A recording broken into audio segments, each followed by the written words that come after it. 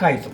ಈ ಹುಡುಗ 20 ವರ್ಷ 20 ದಿನ ಐಸಿಯುನಲ್ಲಿ ಇದ್ನಂತೆ ನೋಡಿ. 20 ದಿನ ಏನು ಕಾರಣಕ್ಕಾಗಿ?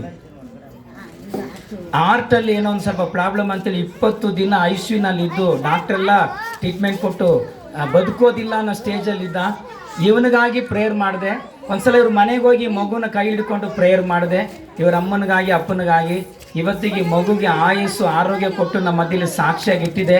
ಅದಕ್ಕಾಗಿ ದೇವರಿಗೆ ಸ್ತೋತ್ರ ಮಾಡೋಣ. ಏನೇನು ಪ್ರಾಬ್ಲಮ್ ನಿಮಗೆ ಒಂದಲ್ಲ ಅದೇ ನಿಮ್ಮ ಮನೆಗೆ ಎಷ್ಟು ಅದ್ಭುತ ಆಗಿದೆಯಲ್ಲ. ಏನೇನೇನು ಅದ್ಭುತ ಆಯ್ತು? ನನ್ನ ಮಗನಿಗೆ ಫಸ್ಟ್ ನಿಮ್ಮ ಮಗನಿಗೆ ಅದ್ಭುತ ಆಯ್ತು. ಆಯ್ತು. ಆಮೇಲೆ ನನಗೆ, ಆಮೇಲೆ ನಿಮ್ಗೆ ಅದ್ಭುತ ಆಯ್ತು. ಆಮೇಲೆ ನನ್ನ ಮೊಮ್ಮಗನಿಗೆ ನೋಡ್ರಿ. ಈಗ ಸೊಸೆ ಬಂದಿಲ್ವಾ? ಮೊನ್ನೆ ಸೊಸೆನೂ ಬಂದಿದ್ರು.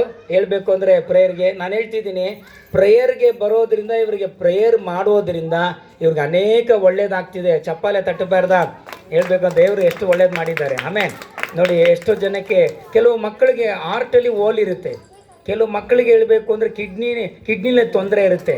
ಪ್ರೇಯರ್ ಮಾಡಿದಾಗ ದೇವರು ಅವ್ರಿಗೆ ಆರೋಗ್ಯ ಆಯಸ್ಸನ್ನು ಅವ್ರು ಕೊಡುವ ದೇವರಾಗಿದ್ದಾರೆ. ಅದರಿಂದ ದೇವರು ಇವರಿಗೆ ಆರೋಗ್ಯ ಆಯಸ್ಸನ್ನು ಕೊಟ್ಟು ಇನ್ನೊಮ್ಮೆ ಸಾಕ್ಷಿ ಅವರ ಬಾಯಿಂದ ಇವ್ರ ಅಮ್ಮ ಬಂದು ಹೇಳಿ ಸರಿನಾ?